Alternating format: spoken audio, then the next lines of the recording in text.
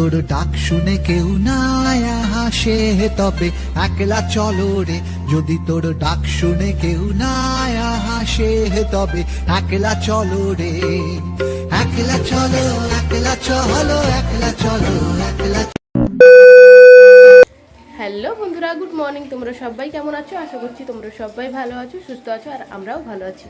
আমার নতুন একটা ভিডিওতে তোমাদের সবাইকে জানাই অনেক অনেক স্বাগত।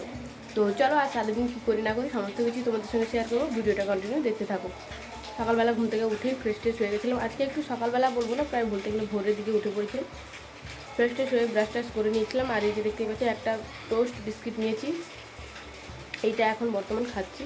আর মানে বেলার দিকে একটু পান্তা খাবো। তো চলো, সারাদিন কী করি না করি সমস্ত কিছু তোমাদের সঙ্গে শেয়ার করবো। ভিডিওটা কন্টিনিউ দেখতে থাকো। এইদিকে বাইরে এসে দেখি কিন্তু বৃষ্টি শুরু হয়ে গেছে। ঝিরিঝিরি বৃষ্টি পড়ছিল, মানে সকালবেলা কিন্তু বৃষ্টিটা ছিল না, একটু বেলার দিকে ওই ধরো ওই 9টা কি 8:30 9টার দিকেই কিন্তু বৃষ্টিটা শুরু হয়ে গেছে।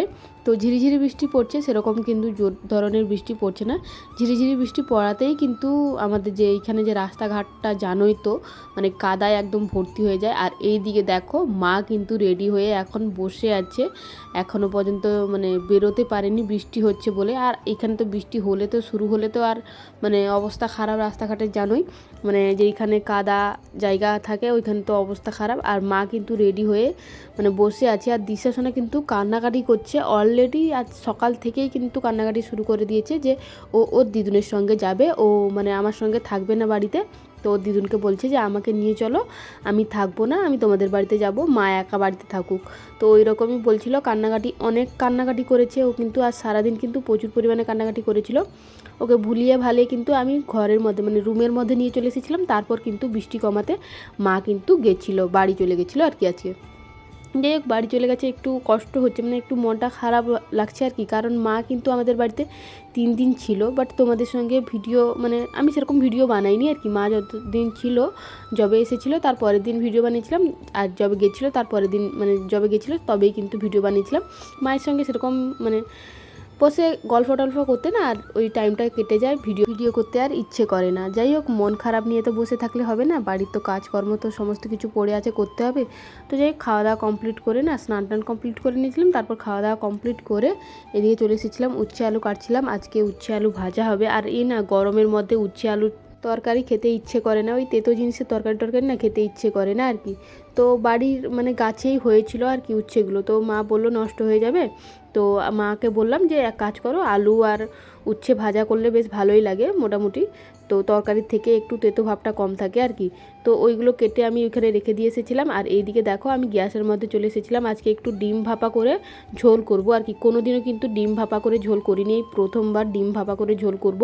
এদিকে দেখো, ডিমগুলো ফাটিয়ে নিচ্ছিলাম। আর কড়াইটা দেখে তোমরা অবশ্যই হয়তো অনেকেই অনেক মন্তব্য করবে। অ্যাকচুয়ালি কী জানো তো, ওই কড়াইয়ের মধ্যে কিন্তু শাক ভাজা হয়েছিল আর কি।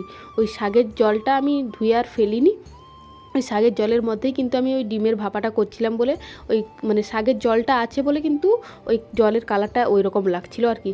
তো একটা ডিম বসানোর মানে ডিমের বাটি বসানোর পর দেখলাম যে আরেকটা বাটি কোনো মতেই হচ্ছিল না। তো কেক বানাতাম যে স্ট্যান্ডটা ছিল না, ওই স্ট্যান্ডটা কিন্তু বাটির মধ্যে বসিয়ে কিন্তু তার উপরে আরেকটা বাটি দিয়ে দিয়েছিলাম আর কি।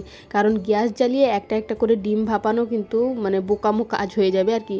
আর একটা মানে গ্যাস জ্বালিয়ে গ্যাস খরচ করে যদি একটা ডিম ভাপানো হয় তাহলে কিন্তু বাড়ির লোকেরা জানলে কিন্তু বকবে।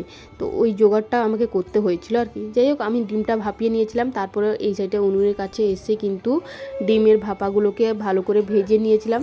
তারপর কিন্তু তরকারিটা বসিয়ে দিয়েছিলাম। আর জানোই তো, মেয়েরা যখন রান্না করতে বসে কে কেমন জানি না, আমি কিন্তু তরকারিটা আগে চেখে দেখি, মানে লবণ হলুদ ওইগুলো কম হয়েছে নাকি বেশি হয়েছে একটু দেখে নিই। অনেকে আবার কিন্তু এই জিনিসটা দেখে না, নর্মাল মানে আঞ্জাতে রান্না করে নেয়। আর বাবার বাড়িতে থাকলে তো বলতেও হবে না, মানে বাবার বাড়িতে যদি আমরা না থাকি তাহলে কিন্তু মা তরকারিগুলো চেখে নেয়। কার মা কেমন জানি না, আমার মা এই রকমই, যে আমরা যদি বাড়িতে মানে যাই, তো বাবার বাড়িতে যখনই যাই তখনই কিন্তু মানে মায়ের যে তরকারি চেক করার কথা ওটা কিন্তু আর করবে না। মানে আমরা গেলে আমরা যেখানেই থাকি না কেন ওইখান থেকে ডেকে এনে তরকারিটাকে চেক করিয়ে তারপর কিন্তু মানে নামাবে আর কি, ওই রকম অবস্থা আর কি। আর আমি তো বাড়িতে যখনই রান্না যাই করি না কেন, চাট করলেও কিন্তু আমি চেখে দেখি চাটটা কেমন হয়েছে না হয়েছে। রান্না বান্না কমপ্লিট করার পর একটু এদিকে এসে বসেছিলাম আর কি। মানে সাইড দিয়ে এরা চলে গেল আর কি, দেখেই বুঝতে পারছো কারা, এই যে দেখতেই পাচ্ছ। তো বেশ কয়েকজন এসেছিলো, প্রায় বলতে গেলে ওই 4-5 জন মতো কিন্তু এসেছিলো আর কি, সাইড দিয়ে চলে গেল। আর দেখেই যা ভয় পেয়ে গেছিলাম আমি, না সত্যি কথা বলতে গেলে মানে চিৎকার করে উঠেছিলাম আর কি তখন। তো একটু তোমাদের সঙ্গে শেয়ার করলাম আর কি। আর অনেক দিনের পর হনুমানগুলোকে দেখতে পেলাম আর কি।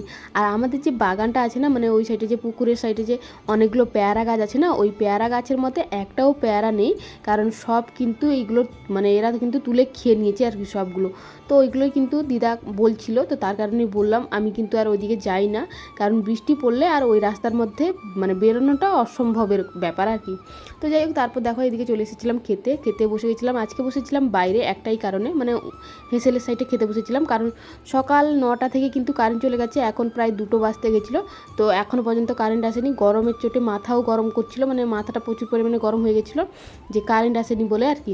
তো তার জন্যই কিন্তু বাইরে বসেছিলাম খেতে, আমি দিদা আর মা কিন্তু বসেছিলাম খেতে। খাওয়া দাওয়া কমপ্লিট করে এদিকে দেখো বিকালবেলা চলে এসেছিলাম ছাদের ওপরে। আর এই জিনিসটা দেখে কি কারোর কি কোনো পুরনো স্মৃতি মনে পড়ছে? হ্যাঁ, আমার কিন্তু প্রচুর পরিমাণে মনে পড়ছিল। তো এটা ছিল আচার, মানে ঝাল আচার। এটা আমরা স্কুল লাইফে অনেকবার অনেকেই খেয়েছি আর কি, অনেকে খেয়েছে, আবার অনেকে হয়তো খায়নি, অনেকে হয়তো জানেও না। আর এটা কিন্তু আমরা স্কুল লাইফে অনেকবার খেয়েছি, মানে এগুলো কিনে নিয়ে না ব্যাগের মধ্যে ঢুকিয়ে রাখতাম স্কুল লাইফে, যখন ওই কথাগুলো মনে পড়ছে বলে তোমাদের সঙ্গে শেয়ার করছি। এইগুলো কিনে নিয়ে মানে ঝাল আচার, টক আচার, মিষ্টি আচার কিনে নিয়ে ব্যাগের মধ্যে ঢুকিয়ে নিতাম। তো স্কুল চলাকালীন ওইদিকে স্যার পড়াচ্ছিল আর এইদিকে আমরা কিন্তু অনেকেই বদমাইশি করতাম, অনেকেই কিন্তু এই যে মানে আচারগুলো কিন্তু বেঞ্চের তলায় লুকিয়ে লুকিয়ে খেতাম আর কি। তো ওই সব পুরোনো দিনের কথাগুলো না খুবই মনে পড়ে যায়, আর মনে হয় কেন যে বিয়ে করেছিলাম, কেন যে স্কুল লাইফটা ছেড়ে গেছিলো, তো ওইটাই কিন্তু বারবার মনে পড়ে যায় আর কি। তারপর কিন্তু একটু বৃষ্টি পড়ছিল, ঝিরিঝিরি বৃষ্টি পড়ছিল, বৃষ্টির মধ্যে একটু ভিজলাম। তো তারপর নিচে চলে এসেছিলাম। আর একটু সন্ধ্যার দিকে কিন্তু বাবা বাজার থেকে নিয়ে এসেছিলো ফুচকা। তো বাবাকে বলা হয়নি, কিন্তু বাবা কিন্তু নিজে থেকেই ফুচকা নিয়ে এসেছে, আর বাবাকে বলতে হয় না আর কি, মানে সরি, বাবাকে কিন্তু ফুচকার কথা বললে কিন্তু নিয়ে আসে। এই প্রথম বাবা মানে নিয়ে এলো আর কি, প্রথম না বেশ কয়েকবারও নিয়ে এসেছিলো ফুচকা, কিন্তু নিজে থেকেই নিয়ে এসেছিলো, না হলে কিন্তু বললে নিয়ে আসে, তার আগে কিন্তু ফুচকাটা নিয়ে আসে না আর কি। আর আমার তো ফুচকা দেখলে জিভে জল চলে আসে, সে সব মেয়েরই কিন্তু জিভে জল চলে আসে।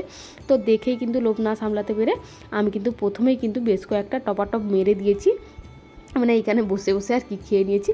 তারপর কিন্তু বাদ বাকি সবাইকে দেবো। এখন আমি বর্তমান পেটটা পুজো করে নিই, ফুচকাটা খেয়ে মন ভরে একটু ফুচকাটা খেয়ে নিলে তারপর আর কোনো কিছুই লাগবে না আমার আর কি। তো মন ভরে কিন্তু আমি ফুচকাগুলো একটু খেয়ে নিচ্ছিলাম, তারপর কিন্তু বাড়ির সবাইকে দেবো।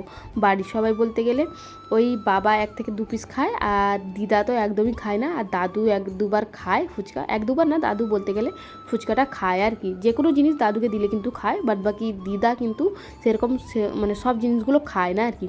খাওয়া দাওয়া করে নিয়েছিলাম, তারপর কিন্তু সবাইকে দিয়ে দিচ্ছিলাম ফুচকাগুলো বাটির মধ্যে। তারপর এদিকে দেখো চলে এসেছিলাম রুম গোছাতে। এই যে দেখতেই পাচ্ছ জামা কাপড় যেগুলোর যে রোদে দিয়েছিলাম না, ওইগুলোই কিন্তু গুছিয়ে নিচ্ছিলাম।